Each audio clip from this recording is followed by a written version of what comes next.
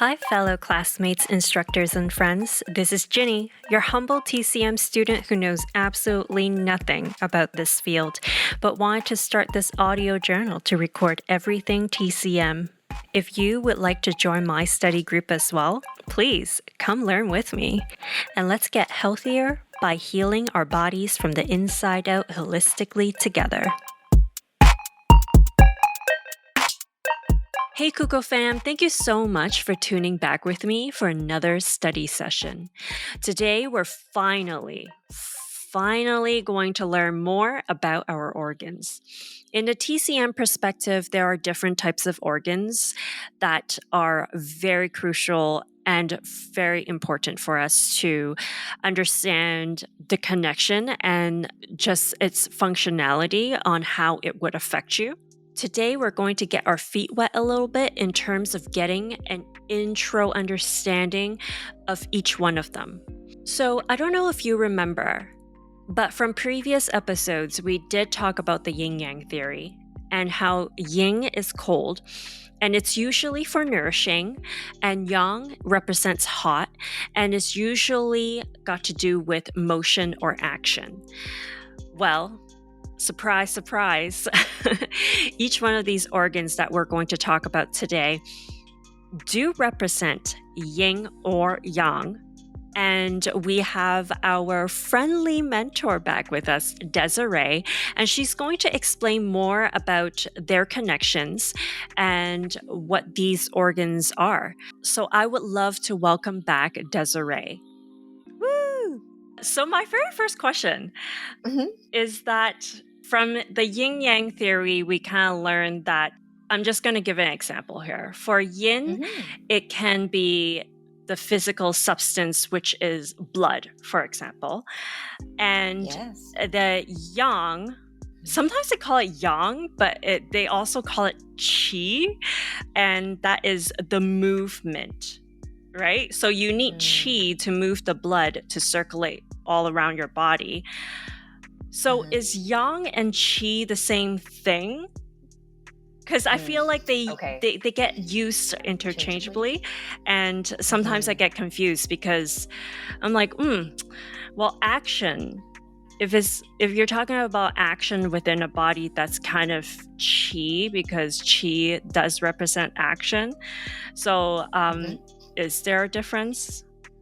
Can you say yang for qi? Yeah. So it's nothing in Chinese medicine is easy to explain, Ginny, but that's an excellent question.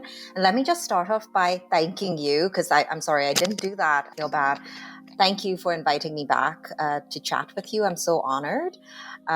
You asked a great question. So is yang and qi one and the same? Yeah. The answer is yes and no. Oh, great. And you know what? If you speak, let the confusion begin. This answer used to irritate me so much when I was in school, and especially in my first year of school, right? Because I don't come from a Chinese medicine background. I come from a very business background, very Western. Anyways, so the short of it is, yang is the larger concept. So you can think of it as the umbrella. Okay. And qi is one of the synonyms or the mini concepts underneath yang. So yang is all encompassing, and then qi falls under it. So yang, you can describe yang and apply that idea to many, many things. One of them is qi. So qi is energy. So if you think of energy, you're thinking of like movement, right? Yeah. You're thinking of energizing the body, so moving it, regulating it. So yang is all of that. Yang is usually very expansive, big, warm. Qi can be yang for sure. Yeah. And then on the other side, blood. So if you think of blood, you think of that thick, heavy substance, right? Yeah. Blood is viscous, but it's also heavy, and it gives us substance in our body. Yeah. So if you think of it that way, yes. And then if you've ever seen like any crime show and you see in the labs, they've got the little vials of blood. Have you ever noticed that the vials of blood are always in this machine that spins? Yeah. Right? So the reason why they're spinning it like that, so the spinning would then be qi. right? Because it's movement. Yes. Spinning Yes, is it movement, is. right? Yeah. And movement is qi, which is energy. So you need to keep spinning that thing because you want the blood to stay viscous. The minute you stop spinning it, blood starts coagulating and becomes thicker. And coagulation in Chinese medicine would be translated to stagnation. Yes. Does that make sense? It is the only way. Yeah, it's the only way that Chinese medicine made sense to me. So when I explain things to you, I'm going to use a lot of references to movies because I'm a huge movie buff, right? And I feel when you see a visual in your head, Chinese medicine will then suddenly start making a lot more sense. So if you can see the blood spinning in the vial on that machine, you can kind of see why qi moves blood and why it's necessary that qi keeps moving blood and circulating it in the body, because the minute you stop circulating, it starts coagulating, it starts stagnation, because once blood stagnates, it blocks stuff, right? And when you have blockages in the body, you can have that toxic heat buildup because things are still trying to move, but it's rubbing up against the stagnation, and it's causing friction, which causes heat, right? Or it could cause things like cold extremities, like cold hands and feet. And why is that happening? Well, because our extremities are the first things to lose circulation, right? Right, because there's a blockage. Stagnation. Yeah. Does that kind of make sense? That makes perfect sense. That's why we need to exercise, right?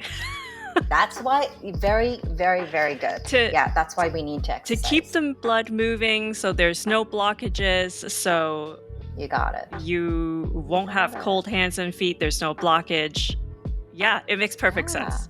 Oh. Right? Yeah, that was a really good example. So I know in TCM there are specific organs that TCM always looks at.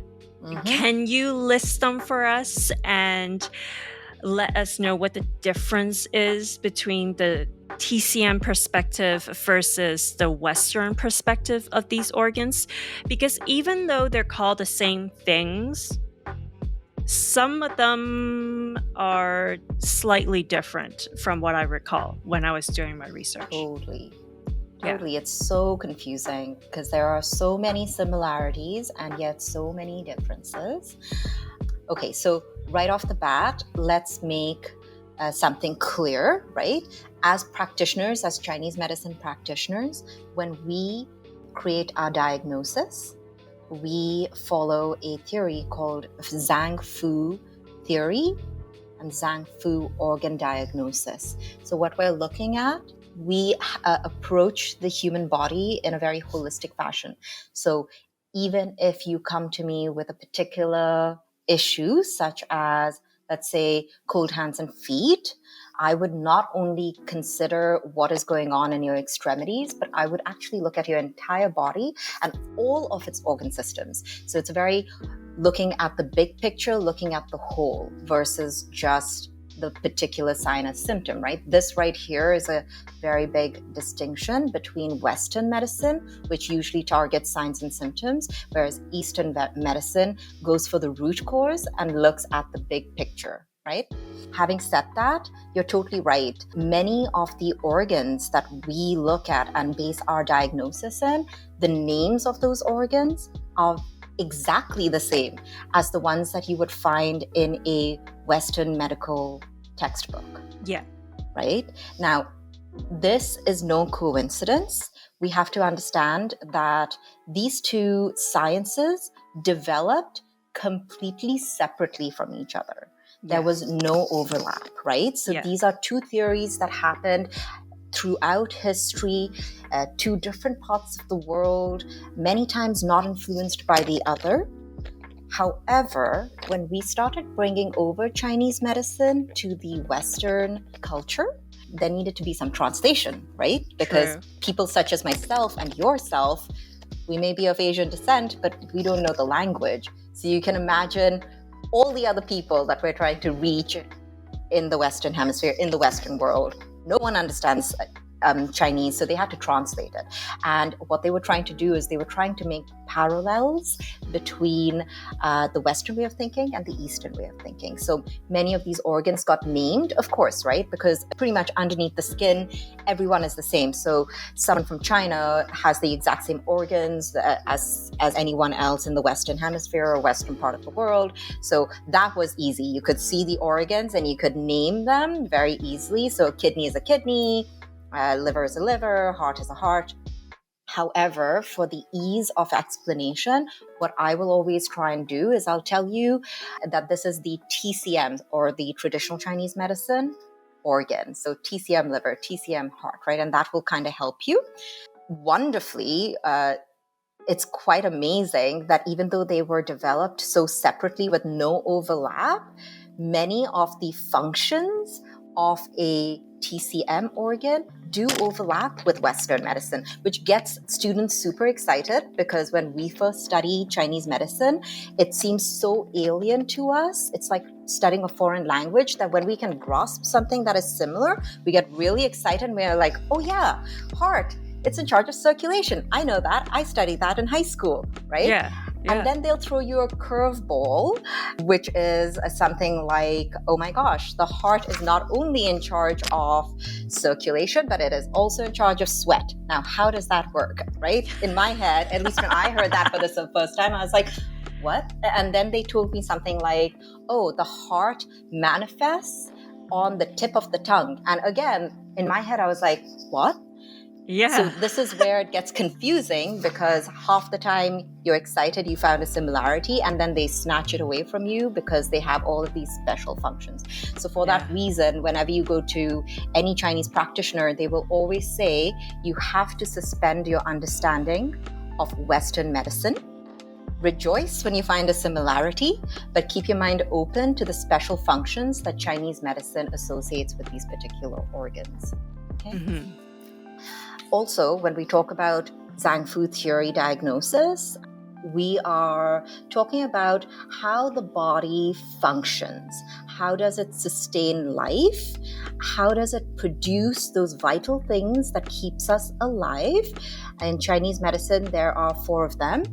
There is energy, obviously, blood, bodily fluids. Bodily fluids could be anything from the synovial fluids that kind of like coat your joints, to the blood-brain barrier, which like buffers the brain from the skull.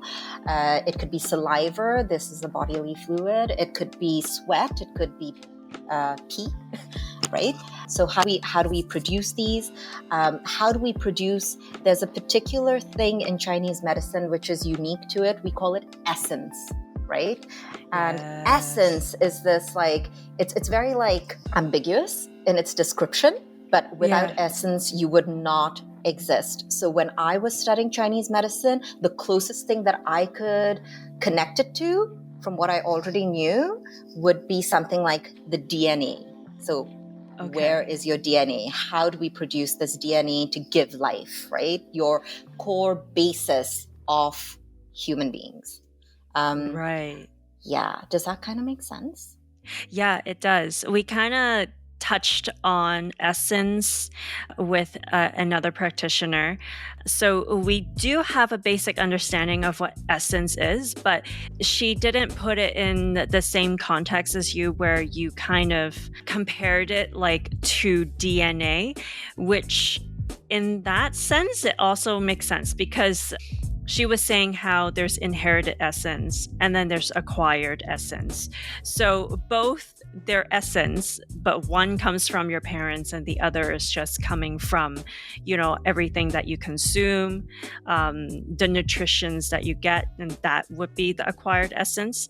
But in terms of what you get from your parents, it makes sense that you say it's DNA because, that's how you're created. Yeah, she's spot on, actually. Yeah. So Chinese medicine is a bit of like a never-ending onion. So every time I say something, I'm pretty sure you will come back and say, oh yeah, but isn't there this as well? So when you talk about Zang Fu organ, what do they stand for? Like, because I know there's two groupings Yeah. of organs for each. There's Zhang organs and then there's Fu organs. Like, why are they separated and what are they? Basically, they're separated for many reasons, but the biggest reason would probably be function, right? What do they do for you? There are 5 Zang organs or Zhang organs, right? And it really depends on which school of thought you follow, but when I went to school, there were 5 of them. Some say 6, but we studied 5. And then there are 6 Fu organs. Please stop and ask me if you have any questions. Yeah. So Zang organs, there are 5 of them. They are the heart, the spleen, the lung, the kidney, and the liver. Okay? And an easy way to remember these organs, like what makes them similar, is their substance. So if you think of Zhang organs, they are more solid in nature. Yes. Solid is another synonym for yin, right? Yes. Because yin is heavy, it's solid, it sinks. Yes. So think of all of your solid organs, and those are basically your Zhang organs. Your Fu organs, there are 6 of them, and these would be the stomach, the small intestine, the large intestine, the bladder, the gallbladder. So gallbladder wears on 2 hats. It's a Fu organ, and it's also this extraordinary organ, right? Oh, okay. And again, when you think of the Fu organs, picture all of the organs. Like even as I list them, you can kind of see the similarity in the way that they're shaped. Yeah. Right? So all of the Fu organs are hollow organs. Yeah. So the stomach is a hollow sac, pretty much. Your small intestine, large intestine, they are literally just tubes, right? Your bladder is hollow. Gallbladder is also kind of hollow because it contains stuff, right? Yeah. So that would be one way to distinguish them. The solid organs are Zang. The hollow organs are Fu. And then if you think of solid and hollow, then you can think of your Zang organs being yin because they're solid in nature, heavier and sink. Yeah. And Fu organs are hollow, so lighter, more yang in nature, right? And they kind of float to the top. The Zang organs, these are all our vital organs. They are protected by many, many layers: skin, fat, muscle, bone. And then your Fu organs are the organs that are more superficial in nature. Yeah. Even if you think of it from the point of view that every organ in Chinese medicine has an intertwined energy pathway. Okay. Right? So if you think of organs as things that produce stuff, such as qi, blood, body fluid, etc., then we need to transport it somehow, right? And a lot of this happens through these energy pathways called meridians. So you would have a meridian for every corresponding organ. So you would have a heart meridian, a spleen meridian, a stomach meridian, and each of these meridians connect to their organ at some point so that they can move things about and stuff, right? So if you look at the meridians, and these meridians can basically be mapped all over the body, you would see that the Zang meridians fall on the yin side of the body, and I'm going to explain that in a second, the yin side of the body, and the Fu organs, being that they're more superficial, fall on the yang side of the body. Okay, what is the yin side of the body compared to the yang side of the body is probably a question you're asking, right? So think about the Darwin theory about evolution, I guess, right? So if you considered that originally man walked on all fours, the yin side of the body would be the shaded side on all fours. So if you get on your floor right now and you get on all fours, which part of the body is shaded? Just look at your arms. You can see any part of your arm that is lighter than the other side is yin, right? So these energy meridians, we say that they are flowing on the yin side of the body if they flow on the lighter side of your body, and yang if they're flowing on the darker side of your body, and your body is darker on one side more than the other because it's exposed to the sun, basically, right? Right. So yeah, It's like that mountain example too, right? Like the sun shining to a mountain. The front of the mountain, that's yang, and the back of the mountain where it's cooler, that's yin. So it's the same thing. You were paying with your attention. hands. I'm so proud of you. Yeah, I'm so proud of you. Oh my gosh. Yeah, and then if you really think about this, Jenny, I mean, then it makes a lot of sense. Why are the more substantial organs or the yin or the Zhang organs all on the yin side? Well, it's because they need more protection, right? They're vital organs. You get stabbed in any one of these and you're dead, pretty much. So you can kind of see where this evolution of the theory started happening. Have I lost you yet? No, so I did hear an example that another practitioner was using in describing what meridians are, and I thought was kind of interesting. And she basically said each of your Zhang organs have its own highways. Yeah.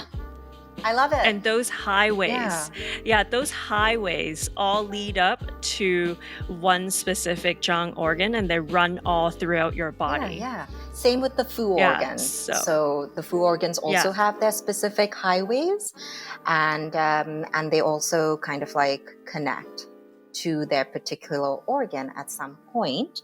One last thing, which is super important as far as functions go. So Zang organs, we've talked about what they look like. We've talked about which side of the body they are, how deep they are, or how superficial they are. The most important function, though, would be that Zang organs produce and store stuff. Yes. Whereas Fu organs transform and transport stuff, right? So what's all this stuff? Think of the Zang organs as factories and warehouses. Okay, if you're thinking of the highway kind of like way of thinking, factories and warehouses, these are Zang organs. So factories of what? Well, the heart, for example, along with your digestive system and even the kidney, because it has the essence, these three things produce blood, for example, right? So they're a factory of blood. But the liver is considered a warehouse. A warehouse of what? Blood. Extra blood, pretty much, right? The kidneys, they also are a warehouse for extra essence, which could either be the stuff that you got in the form of DNA, so that is that original essence, or any extra nutrition that you got from eating good food and drinking good water then gets stored in your kidneys as extra essence. So it is also a warehouse, right?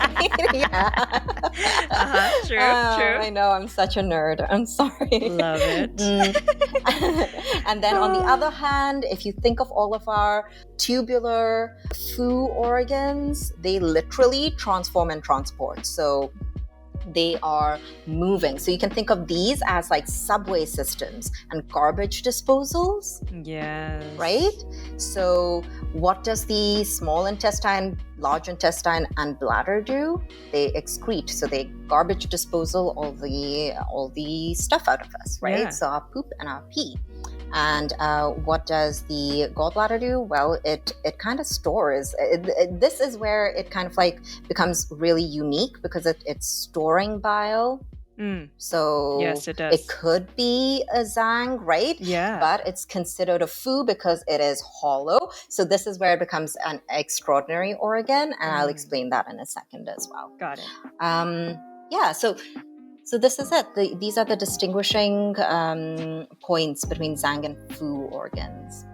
Oh, I love that example of warehouse versus garbage disposal.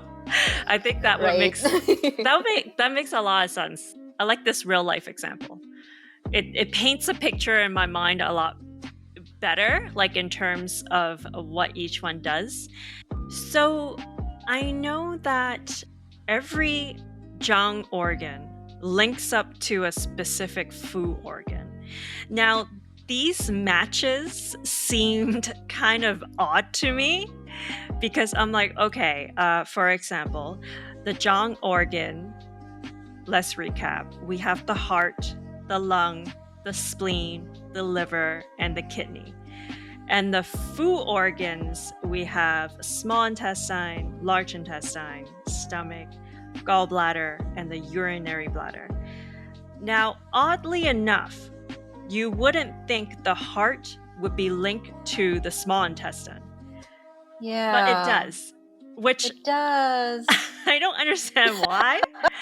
Oh God, I was almost hoping you wouldn't ask me this question. Okay, let me try not to confuse you too much. Okay. Because yeah, that makes no sense. I also thought that when I was first like, heard it, right? what is with these odd pairings? So let me just say these odd pairings first. So we have the heart that links up to the small intestine. And then we have the lung that links up to a large intestine. And you're like, how does breathing link up with producing poop? Weird. Yeah. You have the spleen that links up to the stomach, which makes sense because they're quite similar. You have the liver that links up to the gallbladder, and then you have the kidney that links up to a urinary bladder. This is what I meant right at the start when I said you have to suspend the understanding of Western medicine, because you'll see all of these connections that are similar and you'll get so excited, and then they throw in something like heart and small intestine and you're like, what happened there? Okay, to try and make it as simple as possible, we're not talking about particularly the organs being paired. We're talking about how their meridians flow into each other. So if you think of the meridians, then they're not just highways. All the highways are interconnected. They enter in their organs and then they exit their organs. So that is how these organs are linked together. So you have one superficial organ, right? Like anatomically superficial, closer to the skin, which would be the small intestine. And then deeper in the body, you've got the heart, right? And if you look at their energy pathways, so those highway maps that I was talking about, both the small intestine and the heart meridians flow on your arms, and they are connected to each other. So so the heart meridian flows on the inside aspect of your arm, so the lighter side of your forearm and arm, and then the SI, exactly, the SI flows on the outside of the arm, which is more yang, right? And then they connect to each other, they connect to their organs, and it's kind of like a loop-de-loop, and that is how they're connected. It doesn't really have much to do with functions. The one can affect the other. So if, let's say, there is this might be too high level, but if, let's say, we say, oh, we've got excess heat in the heart meridian, for example, you could try and get it out of the body by transferring that heat. So each of these meridians are connected, and there are these kind of little gates, right? And there are particular points at which these gates are located. And you can open a gate and you can vent the heat from the heart, and it can go to the small intestine meridian. And then that meridian connects to the small intestine and you can pee out the heat. So that's kind of where they're going with this idea. Interesting. Does that kind of make sense? Yes. Yeah. It does make sense. So we just learned what the connections are from the Zang Fu organs. I know that there's also elements and seasons that tie into each and every single one of these Zang Fu organs. Now, I always thought that it was kind of strange how it could relate to a particular season or a particular element. But this is why Chinese medicine is so beautiful. Like it does make sense when you explain it, and it is very metaphorical. So could you bring us through what each one of these organs connect to in terms of the element and the season? I love it. Okay, so right off the bat, I want to explain why we do the 5 elements, right? In Chinese medicine theory, we say that everything in the world, including you and me, are made out of 5 elements. These elements would be fire, earth, metal, water, and wood. Without these precious elements, there would be no life. Because the human body in Chinese medicine is almost like a mini manifestation of the bigger environment because we're all connected to each other. In essence, the elemental cycle can be explained on a very high level for environment and a closer look at the body and the way that works as well. We'll first talk about the environment because you got to kind of understand that first, and then we can go into the human. So if we're talking about the elemental system and you're looking at your 5-point star, you've got fire at the top, and then clockwise we go fire, earth, metal, water, wood. And we say that each of these elements, if you look at them and go clockwise, the first element will lead to the second element, will lead to the third element, the fourth element, the fifth element, and then the fifth element will lead to the first element. And it's a cycle of life, basically. So this is called the generating cycle. And the easiest way to think of this is if we look at the top, we've got fire. Fire creates earth. You can think of this as the Earth's molten core.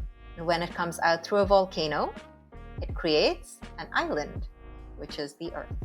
And when we're talking about Earth, we're talking about soil, basically, right? Ground. So fire, which is the molten lava, becomes Earth, which is ground. Earth contains minerals, chemicals. These chemicals or minerals are what we interpret as metals. These metals can then be filtered through sedimentation, but basically sedimentation is when rain falls onto the earth and it goes through the soil and it collects all of those lovely minerals and chemicals, and it creates water because what is water? Water is 2 hydrogen and 1 oxygen, right? So there you go. Earth and minerals make water, and then it gets enriched with even more minerals, which is awesome.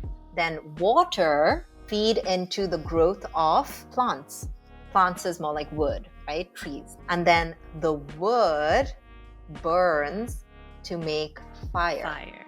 It's so beautiful. It is beautiful, isn't it? It's so pretty. I love it. I love it. So on the highest level, I was like, oh, this makes amazing sense.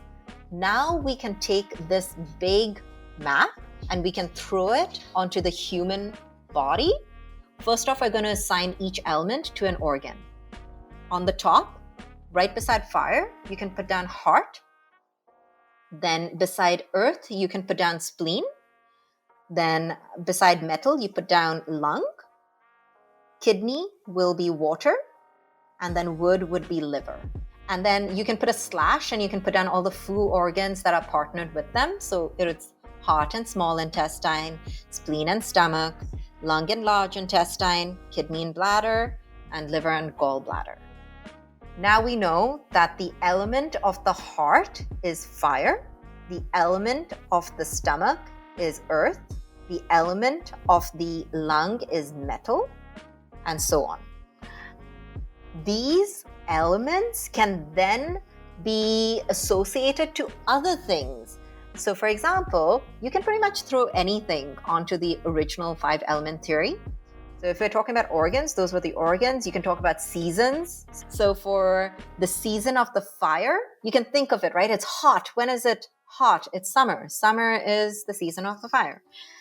So for the season of the earth, we call it late summer, which is basically just that part of the summer which is closest to fall. Because we're talking about earth and growing things and harvesting, it's the closest part to harvestation. So it's like warmer summer, you know? Yes. Then we've got the season of the lung, which is fall. Fall is when things start going into itself, things start dying down, plants reseed and go into hibernation, animals go into hibernation. This is fall. Yeah. Kidney is winter. This is when you're in full out hibernation, right? Winter is when nothing grows. It's cold, it's black, it's dark. And then you've got wood, which is springtime. Whenever I think of springtime, I think of green. So springtime, green, things are sprouting out of the ground. So that's spring. Then you can think of colors. So what is the color of fire? When you were a kid, you draw it as red. So red is fire. If you look at a cartoon and a person is hot, their faces are red. Red is fire. The earth, the color is yellow. And I want you to think of just like yellow is probably the warmest color, right? You look at it and you just feel warmer. Yellow is earth. Lung is white. Then we've got kidney, which is black. If you think of the color black, it's almost like a heavy color. It's a deep color. It kind of gobbles up all other colors. So very much like winter. And then the color of liver is green. So that's springtime. Then if you go further down, there's emotions. There are 5 emotions. All emotions affect all the organ systems. But yes, the heart is more sensitive than others. But the heart's particular emotion is joy. The spleen and stomach's particular emotion, I call it overthinking or worry. So like when you're overthinking, you're worried, you can't turn your mind off, you're thinking, your stomach is in knots, it disrupts your digestive system. This is the emotion of the spleen and stomach. For lung and large intestine, the emotion is sadness. And this again makes sense, right? When you are really sad, what do? You cry, which is one thing. But the other thing that a lot of sad people do is they sigh. Then the emotion of kidney, okay, this one is really cool. It is fear. And the reason why I say it's cool is because right now in the last 2 years, I have seen a lot of people coming in with this particular emotion. Fear of the unknown, fear of COVID, fear of everything, basically, fear of everyone, right? And when we have an overwhelming, prolonged exposure to the emotion fear, it affects your kidney system. The kidney system is the storage place of all of your original essence. You age faster, and then it's not good. So we're scared. Right? Yeah, I know, we're scared, right? And then, oh yeah, this is my favorite one. The liver's emotion is anger. Right. And I always say anger, green. Okay, think of the Incredible Hulk. When the Incredible Hulk is angry, he's green, he's mad. The liver is a huge bully. When it is angry and it turns green, it starts attacking and bullying all the other organ systems around it. First, it will bully usually the stomach because it's the closest organ system to it. So if you're stressed out, if you're angry, then your digestive system goes off. You're either constipated or diarrhea. And then the very second organ system it attacks is the heart, because that's the one right above it. And what happens when you're stressed? You first go insomniac. So you can't sleep, right? So that's the emotion. You know what? With the emotions, you would think the heart would just fire, would go with anger. Yeah, I know. I also thought that. Did I say joy though? I did say joy, right? You did say joy. You did say joy. But that's why it's kind of weird, because you associate red and getting all angry, right? Yeah, with red. Exactly. And then because liver is spring and it's kind of like regrowth and stuff, and it's green, you associate that more with joy, which is kind of interesting why it's flipped. I know. You know what? I never actually thought of the joy part, but I did read somewhere that if you want to calm down, you look at something green, and not forest green, you look at something fresh green, like lime green, and that automatically calms you down. So you're totally right. You would have thought that green would be more happy color, right? Or even yellow would be a happy color. When we talk about, I can't, it's just one of those weird TCM things. But what I can say about red, when a TCM practitioner sees red anywhere on your body, we immediately think heat. Red is associated with heat, right? So for us, when we see a red face, we associate it with there's heat collecting somewhere in the body, maybe one of the organs, maybe it's heart heat, maybe it's liver heat, maybe it's stomach heat, So we always consider red as heat, though I kind of see where you're going. Red face might be angry. Yeah. Got it. Okay. I don't know what to tell you, my dear. It's kind of weird, right? This is why it takes us 3 to 4 years to get through schooling, and then many of us don't make it. So yeah. I mean, it's true. Like there are some things that it is what it is. So I totally understand. Yeah, and this one is just one of those things. Yeah, it is. It is. Okay, so I wanted to go to another cycle. So, you know how I just explained to you how fire makes earth, earth makes metal? We call that the generating cycle. Okay, and that's the elements going clockwise, right? So, you can actually draw arrows from fire to earth, earth to metal, and you can see the generating cycle. There are actually about 5 cycles, if I'm not mistaken. But the 2 biggest ones is the ones that I'm going to go with today, because otherwise it's just too much to unpack. So the generating cycle is an easy one for you to be able to kind of wrap your head around. The next one is called the controlling cycle. And I want you to take a look at the lines of the star itself. Okay, so if you start from the point at water, you can draw an arrow from water and the line going to fire. So water to fire, and then fire to metal, metal to wood, wood to earth. You're basically just tracing how you drew the star, right? And then earth to water. The controlling cycle kind of reads like this. When I draw a star, I always start it from the bottom left corner, which is water. So water controls fire. Water extinguishes fire. Now, fire controls metal. How does fire control metal? If you think about it, in order to create a sword or forge anything, you kind of like use fire, right? So fire can mold and melt metal. Then metal controls wood. The easiest one to think of for this one is chopping down a tree. So metal controls wood. Wood then controls earth. Now, the easiest way to think of this one, again with trees, is the roots of the tree hold together the earth. So it controls earth. And then earth controls water. You can think control, you can also think contain. If you've got a crevice in the earth's crust, naturally water gathers in there and becomes oceans and lakes and rivers. Now, each practitioner, I'm pretty sure I'm botching this up, because I'm pretty sure this isn't exactly word to word the way my instructor explained it to me, but it is the way that I put it into my head and retained the information. It kind of makes sense to me. So when things are going well, you have the generation cycle and the controlling cycle. This is the natural flow of things in the environment.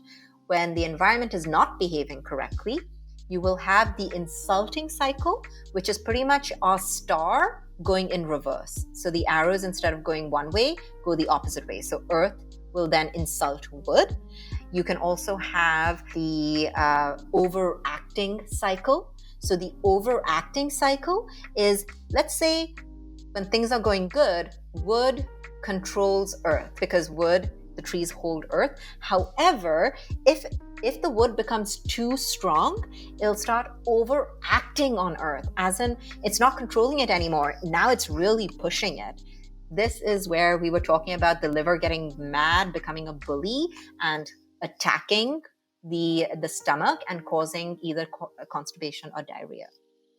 That kind of concludes the diagnostic side of the elemental cycle, right? So we've talked about it from a high level, and then we've put that onto a human, and we've tried to see how the organs kind of fit into that map as well.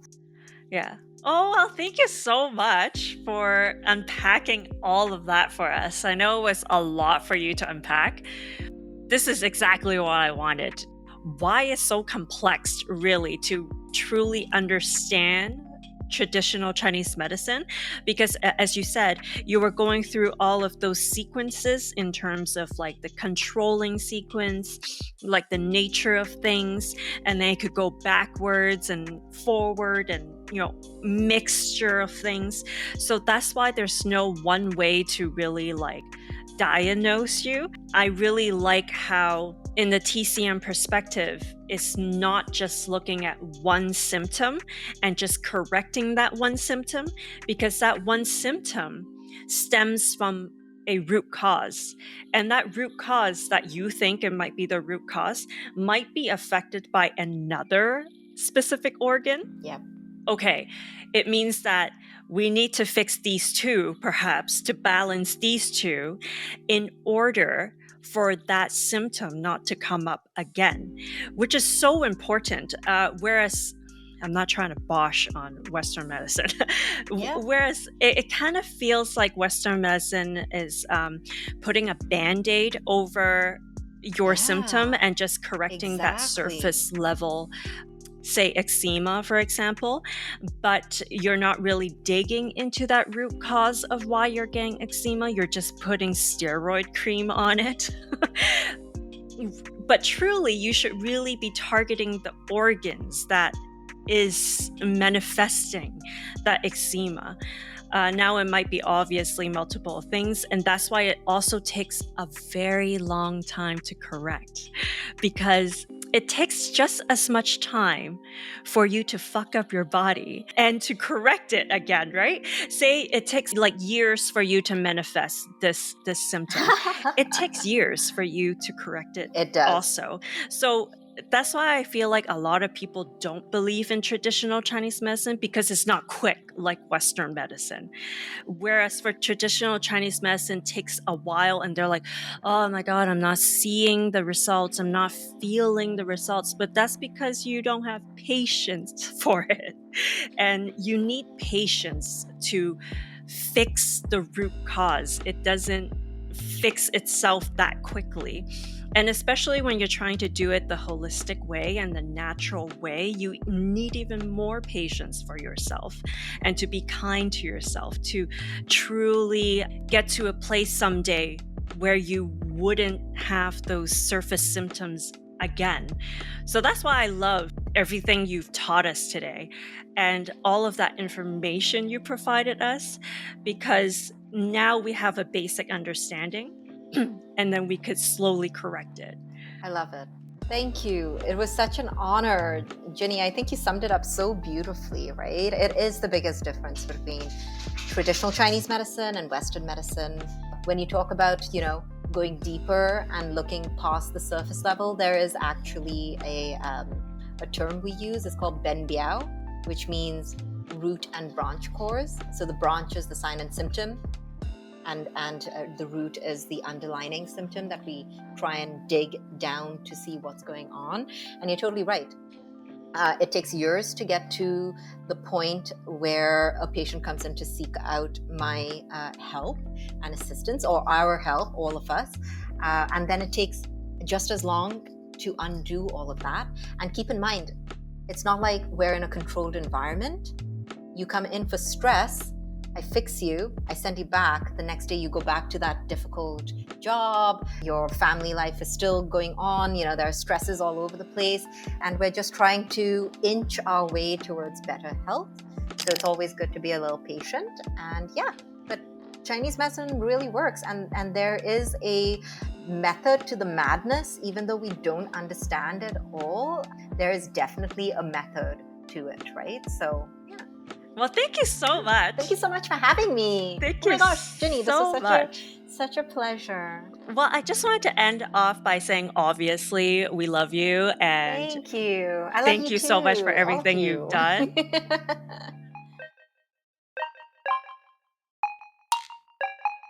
If you like this episode, please give it a like. If you would like to hear future episodes, please subscribe. Or if you have any questions about health, please send me an email at kuko.health@gmail.com, which is kuko.health. If you just want to say hi or drop me a DM on Instagram, come follow me at kuko.health, which is, again, kuko.health. Thank you so much for listening to me today. And please stay warm and healthy out there. And I'll catch you on the next episode. Bye. Bye, guys. It was such a pleasure.